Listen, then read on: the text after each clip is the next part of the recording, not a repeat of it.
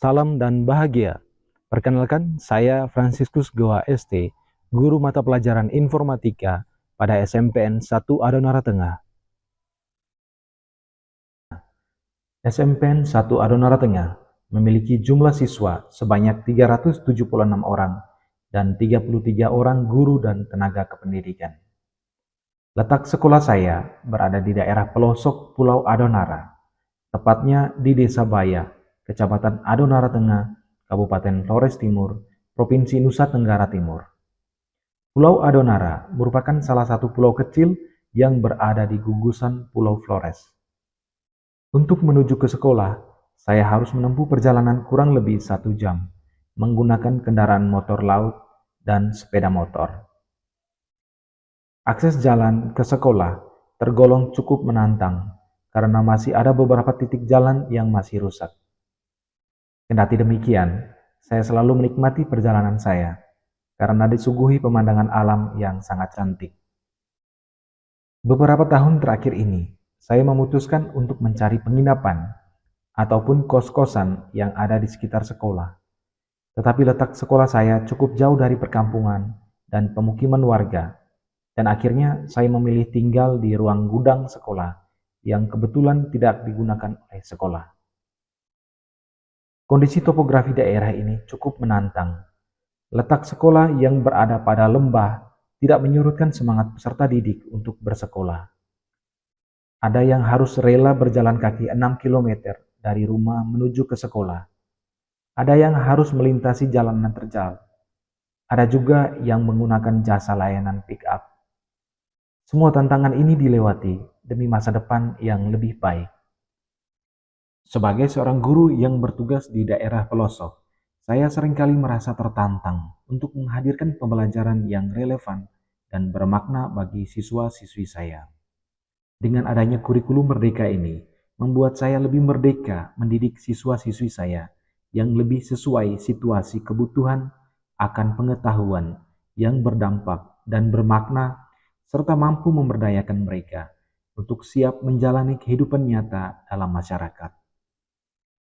Selain itu, di dalam kurikulum Merdeka terdapat kegiatan kokurikuler, yakni proyek penguatan profil pelajar Pancasila atau biasa disebut P5.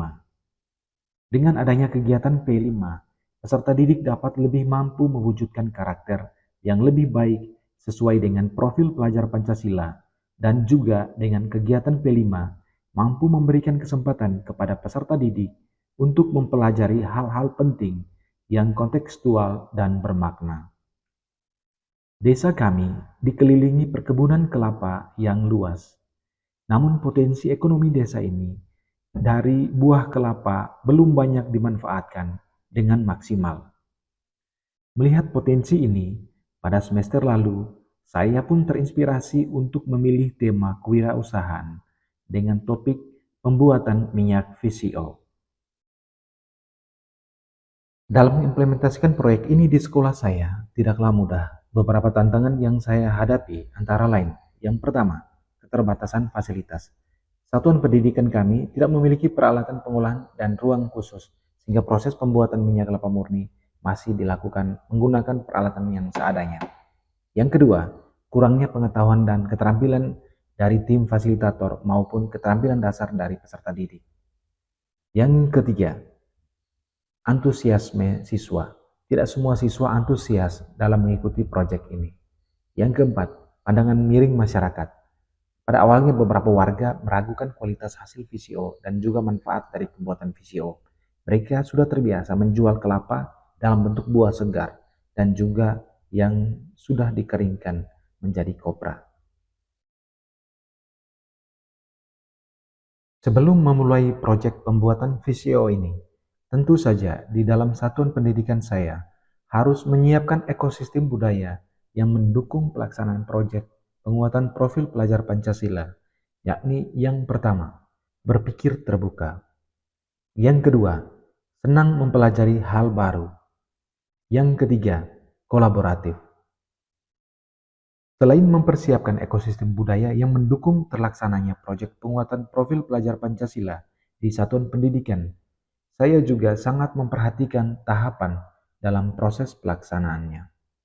Yang pertama, saya bersama kepala sekolah dan rekan sejawat merancang alokasi waktu dan dimensi profil pelajar Pancasila. Yang kedua, membentuk tim fasilitasi proyek. Yang ketiga, kami melakukan identifikasi tingkat kesiapan satuan pendidikan. Yang keempat, melakukan pemilihan tema umum. Yang kelima, menentukan topik yang spesifik. Yang keenam, kami merancang modul proyek. Dalam melaksanakan proyek penguatan profil pelajar Pancasila ini, saya dan tim fasilitator sangat memperhatikan prinsip-prinsip kunci demi suksesnya proyek ini, yakni yang pertama, prinsip holistik.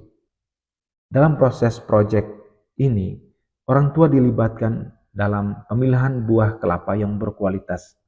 Warga di sekitar sekolah juga turut ambil bagian dalam proses pemarutan kelapa.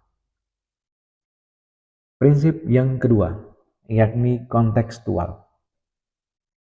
Kelapa merupakan salah satu sumber ekonomi utama masyarakat, sehingga siswa tidak sulit memahami dan memberdayakan diri dari potensi alam yang melimpah di sekitarnya. Prinsip yang ketiga, berpusat pada peserta didik. Peserta didik diberi kesempatan untuk mengeksplorasi berbagai hal, baik individu maupun bersama orang tua, dari proses awal pemilahan buah kelapa, pemarutan, termasuk pemisahan dari ampas, air, dan minyak. Peserta didik juga diperkenalkan dengan bagaimana mendapat izin BPOM maupun PIRT, termasuk bagaimana proses untuk mendapatkan kadar nutrisi yang akan dimuat dalam tabel nutrisi makanan. Saya bersama tim fasilitator juga membekali peserta didik bagaimana cara membuat label dan kemasan yang baik agar bisa menarik konsumen hingga pada proses cetak. Pada proses ini, siswa mengeksplorasi internet untuk mencari referensi label produk yang baik dan menarik. Fasilitator memanfaatkan aplikasi Canva untuk menghasilkan desain yang praktis dan menarik. Dalam kegiatan ini, siswa sangat antusias karena mereka diberi kesempatan luas untuk menuangkan ide dan minat mereka. Selain itu, siswa diperkenalkan bagaimana cara memesan botol kemasan secara online. Pada aktivitas ini, peserta didik diberi penguatan literasi digital berkaitan bagaimana cara berbelanja aman di platform toko online, serta alur proses distribusi barang hingga sampai ke tangan konsumen. Melalui prinsip ini, peserta didik diberi kesempatan untuk mengeksplorasi konten dan proses agar memiliki kemampuan problem solving yang baik.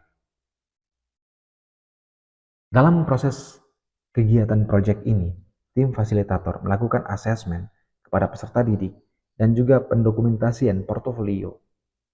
Kegiatan P5 ini ditutup dengan penerimaan rapor P5 serta kegiatan gelar karya yang melibatkan orang tua wali dan masyarakat desa. Melalui kegiatan P5 pembuatan visio, saya menyadari bahwa pembelajaran tidak harus selalu berlangsung di dalam kelas. Kegiatan di luar kelas seperti ini dapat memberikan pengalaman belajar yang lebih bermakna bagi siswa. Pada saat sebelum adanya kegiatan P5, peserta didik lebih ditekankan pada aspek kognitifnya saja, sedangkan pada aspek afektif dan psikomotor kurang diperhatikan dengan baik. Setelah adanya kegiatan ini, saya melihat adanya perkembangan yang seimbang antara kognitif dan afektif maupun psikomotorik. Dengan proyek ini ternyata kami baru tahu bahwa minyak VCO ini mempunyai banyak manfaatnya dan juga memiliki potensi ekonomi yang tinggi. Harapan saya dengan adanya proyek penguatan profil pelajar Pancasila ini memiliki dampak yang baik terhadap masa depan peserta didik sebagai warga negara yang mampu memberdayakan dirinya untuk menyambut Indonesia emas yang maju, adil, dan makmur. Karena kami yakin dan percaya dari hal kecil inilah kami mampu membangun Indonesia dari